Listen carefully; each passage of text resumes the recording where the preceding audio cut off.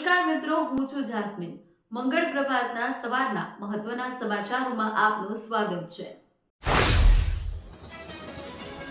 બહુચરાજીમાં massage પાર્લરની એડમાં ચાલતા sex રેકેટનો પર્દાફાશ. Police બેલા spa પર દરોડો પાડી સંચાલકની ધરપકડ કરી.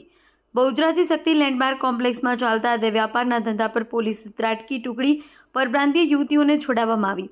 યાત્રાધામ બહુચરાજીમાં છેલ્લા કેટલાક સમયથી મસાજની આડમાં અનૈતિક પ્રવૃત્તિઓ ચાલતી હોવાની બૂમો ઉઠી હતી, જે અંતર્ગત મહેસાણા જિલ્લા પોલીસ અધિક્ષક અને ઉચ્ચ અધિકારીઓની સૂચનાથી બહુચરાજી પોલીસે એક સફળ ઓપરેશન પાર પાડી ટાઉનમાં ચાલતા કૂટણખાનાનો પર્દાફાશ કર્યો છે.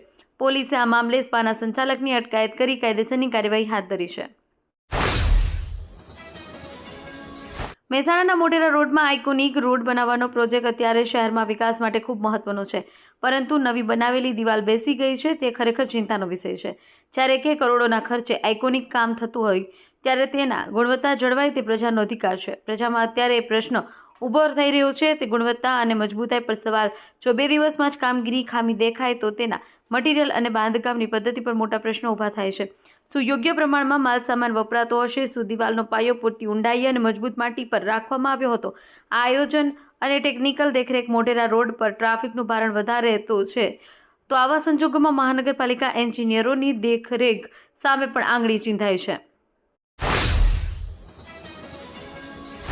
મહેસાણા જિલ્લાના ઊંઝા નજીક આવેલા ઉનાવા હાઈવે પર ડિસેન્ટ હોટલ પાછળ ખોરિયાર એસ્ટેટના ગોડાઉનમાં મૂકેલા 3 કરોડના જીરાની ચોરી અજાણ્યા તસ્કરોએ કરી. 12 ડિસેમ્બર 2025થી 2 જાન્યુઆરી 2026 દરમિયાન ચોરીની ઘટના બની. વેપારી રીતેશ શેઠ અને અરવિંદ કુમાર શેઠના વેરહાઉસ નંબર 13 અને 14 અને 15ના તાળા ખોલી તસ્કરોએ રાત્રિના અંધકારમાં હજારોની સંખ્યામાં જીરાની બોરીઓ ટ્રક મારફતે સાફ કરી દીધી. મહેસાણા જિલ્લાના ખેરાલુ તાલુકાના ચાડા ગામ પાસે એક ચોંકાવનારી ઘટના સામે આવી છે, જેમાં 75 વર્ષીય વૃદ્ધા ધરોઈ કેનાલમાં ડૂબ્યા હોવાના સમાચાર સમગ્ર પંથકમાં અરેરાટી વ્યાપી ગઈ છે. બપોરના સમયથી કેનાલના આ ઘટનામાં મહેસાણા ફાયર વિભાગ, સ્થાનિક તરવૈયાઓએ ભારે જહેમત બાદ પણ હજુ સુધી વૃદ્ધાનો કોઈ પત્તો લાગ્યો નથી. મહેસાણા જિલ્લામાં એસટી બસમાં સવાર મહિલાની એસઆરપી જવાન દ્વારા છેડતી કરવામાં આવી હતી. મહિલાની ફરિયાદ બાદ પોલીસે એસઆરપી જવાનની ધરપકડ કરી વધુ કાર્યવાહી હાથ ધરી છે. એસટી બસમાં બાજુમાં બેસેલા એસઆરપી જવાને છેડતી કર્યાનો આરોપ ભોગ બનનાર મહિલાએ પોતાના સાસરેથી પિયર જવા માટે બસમાં નીકળી હતી. આ દરમિયાન તેની બાજુની સીટ પર બેઠેલા વિરમગામ F20 એસઆરપી ગ્રુપના જવાન ગેનજી ઠાકોરે ચાલુ બસે મહિલાની છેડતી કરી હતી. મહેસાણા શહેરના વિકાસ અને વ્યવસ્થામાં સહભાગી થવા માટે કોંગ્રેસ પક્ષના આગેવાન ભૌતિક ભટ્ટે વહીવટીતંત્ર સમક્ષ અનોખી રજૂઆત કરી છે. તેમણે મહાત્મા ગાંધીના સફાઈ અભિયાનના મંત્રને સાર્થક કરવા, શહેરમાં વધતી જતી ટ્રાફિક સમસ્યાને હળવી કરવામાં મદદરૂપ થવા માટે સ્વયંસેવક તરીકે જોડાવાની ઈચ્છા વ્યક્ત કરી છે.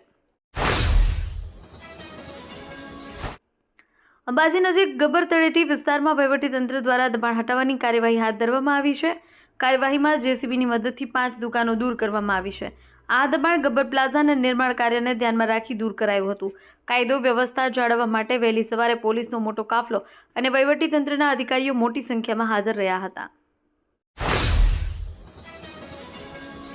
સાબરકાંઠા જિલ્લાના પોશીના પોલીસે એનડીપીએસના ગુનામાં 8 મહિનાથી ફરાર આરોપીને ઝડપી પાડ્યો છે. આ આરોપીને પોશીનાના ચંદ્રણા ગામની સીમમાંથી બાતમીના આધારે પકડવામાં આવ્યો હતો. પોશીના પોલીસ સ્ટેશનના પીઆઈ ડી.એન. સાધુએ ટેલિફોનિક વાતચીતમાં જણાવ્યું કે પીએસઆઈ આર.કે. ગજ્જર અને ડી સ્ટાફના માણસો પોશીના વિસ્તારમાં પેટ્રોલિંગ કરી રહ્યા હતા.